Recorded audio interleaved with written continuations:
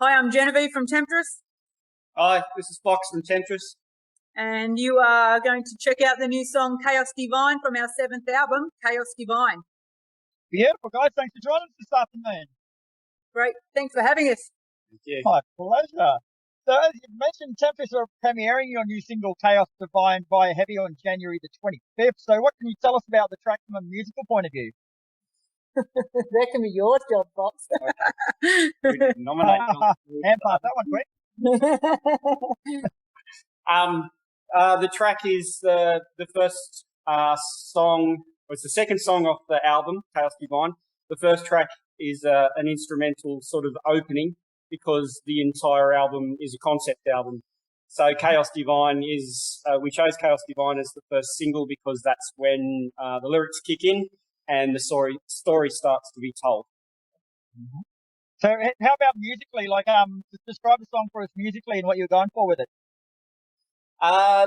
Being a concept album, musically, Khaos Divine introduces a lot of the musical motifs that crop up throughout the rest of the album, and some of the signature lines from that represent the different characteristics and different characters within the concept story. So it's a very busy track. It introduces Khaos Divine, the city, and the other component of the city, which is also Khaos Divine, which is the AI that controls the entire cityscape, which it's hard to describe in the show. it's hard to work out how much to say and how much to hang on to for later on. But yeah, so the song Khaos Divine introduces the city and the inhabitants of the city, who exist on 3 levels, which are defined by the 3 verses in the song. And as I mentioned, there's a lot of musical motif that is introduced in other songs later in the album that plays and is sort of woven throughout the track. And it's big, it's in your face, it's a real launch right into it. A lot of really strong heavy metal elements, a lot of twin guitar work in this one, unusual scales that we employed and then worked on harmonizing and extending on harmony into polyphony to get some of the scales to work. And a bit like the whole idea of the album itself, and a lot like a lot of the songs we do with Temtris, every musician is kind of in charge of their own area. So we're all 5 different parts of the whole piece. So the drums are running off on one particular angle, the bass is going in a completely different direction, and even the 2 guitars are splitting and coming back together. So it's this constant overlap over which Genevieve has to sing to tell the story. When he wrote the song, he said, tell me if this is too high. Was it? It's definitely at the top of my range. It's pretty high. Those Khaos Divine notes are pretty much, push my limits. Yeah, vocally, it was a case of I've written this. I think it sounds pretty good because of the dynamics we're using in the song. We need to stretch you across quite a wide vocal range to hit these notes that are going to match what's going on with the rest of the music. Can you do this? And Jen being Jen, of course, she's like, of course I can. No problem at all. But then she sung it and I'm like, yeah, okay, yeah, you can. That's good. But yeah, we are right at the edge of what Jen's vocal capabilities are. It's a bit King Diamond high, the chorus. Yeah, I did notice that actually, and you pulled it off really well. Yeah. Different for an Aussie band. We're not supposed to sound that good. That's right.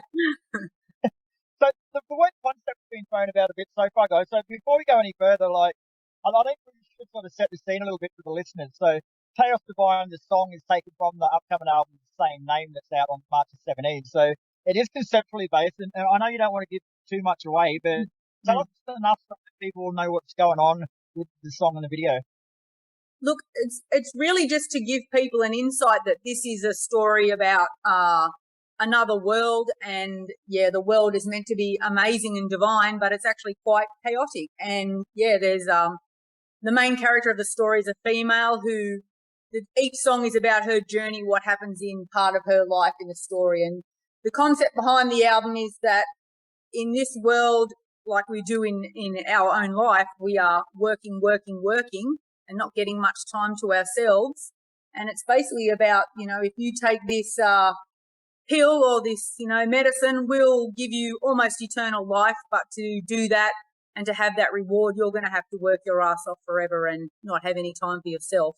So, which is pretty much what's going on in today's world. We feel like now we sort of, when we wrote this, we were sitting around COVID times out the back, and I was like, we need a modern album, and we need to do something that's sort of a bit, futuristic. And we were like, well, let's do something where, we've got sort of what's going on in today's society where everyone feels like they're just chasing their tail and working 24/7, and there's no time for family, no time for friends. And this is sort of what this is about. You're selling your soul for a government or your council or whoever else you giving your life away to, and what are you getting out of it? And that's pretty much what this story is about. This woman is sacrificing everything, and in the end she starts to decide, is it really worth it, and how do I get out of this contract? So, yeah. Cool. So does every song on the album tell a different story? It actually connects, Each song will tell basically the story. And we're going, with the album, we're releasing cards. So each song will have a card with a picture of the artwork about the story. And on the other side, we'll have the story broken down to explain what's happening in that song and how it pieces together. That's very cool, yeah. It's kind of useful because not all the story is told from the same person's perspective.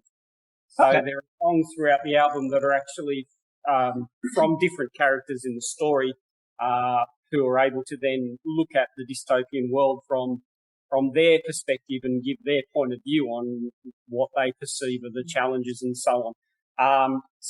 But being a band sort of thing, we weren't really in a position to bring in a different singer for every song. That would kind of break the whole point of it being a Temtris album that would turn into something more akin to an Andrew Lloyd Webber sort of Broadway musical or something. So whilst Jen sings all the songs, there is she did a very good job in the recording of trying to capture the sort of the emotion of the person she was singing from. So there's a little bit of difference in her voice from song to song, which listeners might pick up on. But we thought by including the chapters as well, that would help people also just recognise that, like song 6 on the album is sung not from the main girl protagonist's perspective. It's sung from a completely different person's perspective, seeing her impacts and things like that. So, and the album itself progresses a bit like a storybook. It's chapter and chapter and chapter. And each story is added on to by the next character who joins the narrative. We don't do things in small amounts when we do chapters. It sounds very convoluted and intricate. Before we go on too, guys, because I'm probably going to edit out the start where we were talking about your dog, just in case anyone's listening to this and they think it's your stomach growling, you've actually got a pug there that's snoring in front of you, haven't you? Yes, we have a very noisy pug that's... Yeah, it's not worrying me at all. I'm just thinking, like, when people will listen back to this and they'll be thinking, like, is that their stomach growling there? What's going on? No, that's our studio manager. Keeps us all in order. Beautiful boy. Oh, very cool. So, Khaos Divine is actually your first new music since you released Ritual Warfare back in 2021. So how, if at all, has your sound sort of changed or improved between those releases? Look, this Ritual Warfare was a lot of myself and Anthony's work.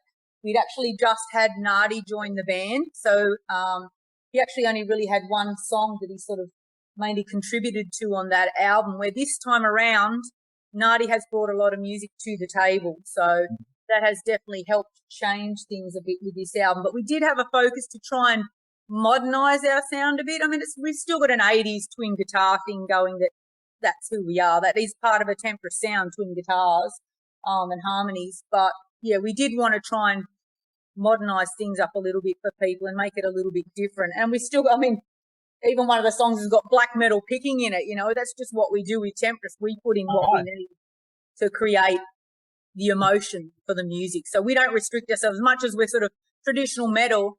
We've always got a thrash song on every album. We've always got, you know, little tricks in there. Or previously we used to have death vocals on our albums for backing vocals, but we haven't been doing that as much these times around. But yeah, we really did focus on just trying to bring something a bit fresh to this album. So it's a little bit different. Probably will be, yeah, I think people are going to be, I mean, they're excited about what's coming out, but it's going to be a different sound for people again, which we try and deliver with each album, do something fresh. So it should be good. Cool. So I'm sure there's people out there who don't quite understand the term. So when you say that you want to modernize your music, what do you actually mean by that? We just wanted that. With Ritual Warfare, and probably listening to Ritual Warfare and then this album back to back, it's one of the best ways to spot the application of modernisation. Ritual Warfare was written deliberately to be very traditional. It held to a lot of the traditional rhythmic structures, a lot of the traditional harmony structures, and even a lot of the traditional song structures that you would be used to if you were around a lot of Metallica, Megadeth, Halloween, all of those traditional establishment type bands. So listening to Ritual Warfare, you go right into sort of that comfortable zone. You almost know what's coming next, without trying to make it too predictable, and definitely not trying to make it boring, but they are traditional songs, and the idea was to do them as well as we could and really pump out some really strong stuff. And the drive then was, I guess there was a little bit of, that sort of music is dead, it's gone, no one listens to that anymore, it's been done to death. And we were like, well, I don't know, let's find out. So great. Only way to find out. I mean, Ritual Warfare, very successful. It was very well received. Amazing review. Yeah. And a lot of the commentary there was, well, apparently traditional isn't dead. You can still do a good traditional metal album. Once we'd done that, as Jen said, we don't like to repeat ourselves a lot. So moving into Khaos Divine, what you're hearing are less predictable song structures. Vocals tend to dominate the narrative and the music falls in behind. So you have less predictable chord structures. There are some pretty big sections of just no chord in there, where it's music, it's musical, but if you were going to write it down, you know, a traditional music theorist would be scratching their head going, why the hell did you do that? The purpose was not to be musical. The purpose was to get sounds into a musical structure that would then follow the story and represent the different features of the story. The city itself has a chord attached to it that pops up from time to time through the album. It's a no chord. It's a horrendously feral sounding thing when you play it. And when we play it, we lean on the tremolo arm and we deliberately drag it constantly out of tune. So it always sounds like it's chasing its tail and it never resolves. Now that's a more modern sort of thing to use. And then you put in behind that, less frill and more structure so that things sit. The definition of a more modern sound is just getting things to sit more boxed. There's less free flow. You're not going to break into a cruisy jazz section just unexpectedly. But at the same time, you are trying to add over the top of that really solid core structure all these musical elements that you wouldn't really do in traditional style, because they're going to be more challenging to do live. I mean, a lot of bigger bands perhaps that are employing a lot more of that sort of modern sound would be reaching for Ghost, for example, more musicians to put on stage to help them cover all that stuff. or other bands might simply, particularly if you're on a tight budget, and understandably so, you'd reach for laptops and backing tracks and things like that and play with those. We don't really have access to more musicians that we can travel around with. And we don't really, we don't use backing tracks. We use samples in between songs from time to time. But in terms of playing along to something, no, we don't do that. We're the real deal. What we're going to try and do is do it all live. So I like the way they try. It's either going to work or it's not. So, so true. Yeah. That was really well explained, mate. I even know what the term modernised means now, so thank you. You've done well. So to celebrate the launch of the album, Temtris are hitting the road for an extensive run of shows starting on March 17th in Sydney, before picking up again in Wollongong on April the 8th and going to the Gold Coast, Brisbane, Canberra, Adelaide, Melbourne and Newcastle, and finishing in Perth on May the 27th. So it's a lot of distance to travel, guys. Yeah, it was when I decided to book a tour, and mind you, it was easier this time because it wasn't a case of, are they going to shut me down and say you can't tour because of COVID? So at least I knew I was booking something and we should be able to play it. The hardest part was I'm actually get on quite well with Paul from Utopia, and he said, just a heads up, there's a lot of bands coming over, and I'm like, oh no, where am I going to squeeze a tour in? So that's probably been the biggest challenge, knowing that when you know bands are coming here, trying to squeeze in your own national tour is not so easy when you know there's other bands that are going to be popping in. And of course, understandable, people want to see those bands because you don't know when they're going to come back or if they're going to come back. So it's always stressful for local bands to try and, lock shows in. But that's probably why it's sort of stretched out a bit. We had Not Fest get announced in the middle of March, which put a bit of a dampener on a couple of the shows I had planned. So I had to rearrange dates. So we just decided, look, we'll just spread it out. We won't try and cram it in like last time. We pretty much did it all in 1 month, I think.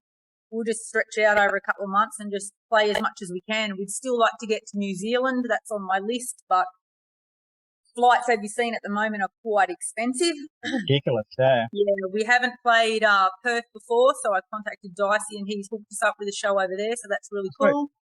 And, we'll more shows may pop up in the meantime. Like I said, we are working on international dates as well, so hopefully they can come back with something soon.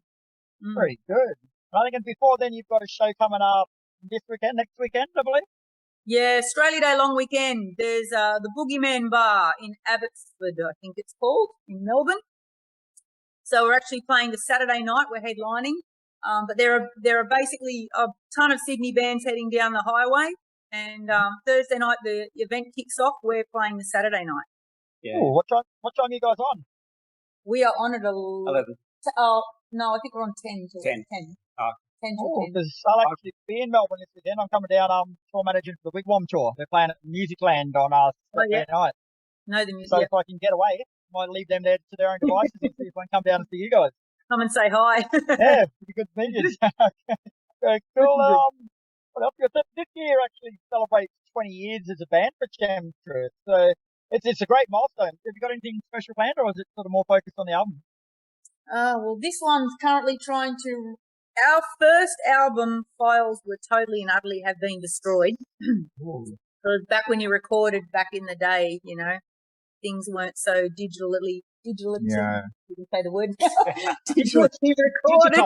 Digitized. Yeah. So the files were damaged. So Fox is trying to re-record a lot of the stuff and fix a lot of the stuff that we've got, and we're hoping to re-release the first album. It will still have a lot of the original stuff in it, but some of it's being redone. So that's our plan, because we only did 100 copies that we just made ourselves because we were young, we were broke, trying to get by, and released our own CD. And the plan would be nice to get it out. I mean, it's rough as guts. It's not not a 10 out of 10 album. It was our first time having a go at doing things, but still got some cool tracks on it. And we're trying to get that together, and if we can, we'll get that out this year. And the sort of the reproduced version allows some of the tracks that are a bit rough to breathe a bit better. So actually come up all right for a first album. It's not too bad. Cool. And are you going to have like a limited run of those, or? Similar sort of thing. Yeah, I mean, we always said to the guys that turned up to our first shows and bought that first album that was kind of it. They'd be the owners, so they have the bragging rights, and they still do fight over them on the internet. Wow. But I noticed these days they keep it very close to their chest who owns them. It's very funny. So so the reproduction was a way to be true to that promise and sort of go, you guys have got the original. You'll always have the original. But we've got so many people now that are just like, can we get a copy? Can we get a copy of the first album, please? I'm like, okay, all right. So we'll reproduce one. Yeah. It might actually be off the top of my head and tell me to get back if you don't like the idea, but it might be a good idea to reach out and let the people who bought the first copy have first option of buying the next one, so sort of still feel a bit special for supporting you all those years ago. Yeah. Oh, look, I'd say bring your first one to the gig and I'll give you the second one for nothing. You want me to publish that, or you want to think about that before we put it out there? You publish that. Easy. You're holding to that now. Yeah, no, I'll stick to that. All right, guys. Well, thanks very much for your time today. It's been a pleasure finally meeting you. The single Khaos Divine is premiering heavily on January 25th and will be out on January the 26th. What time did we say for the premiere again?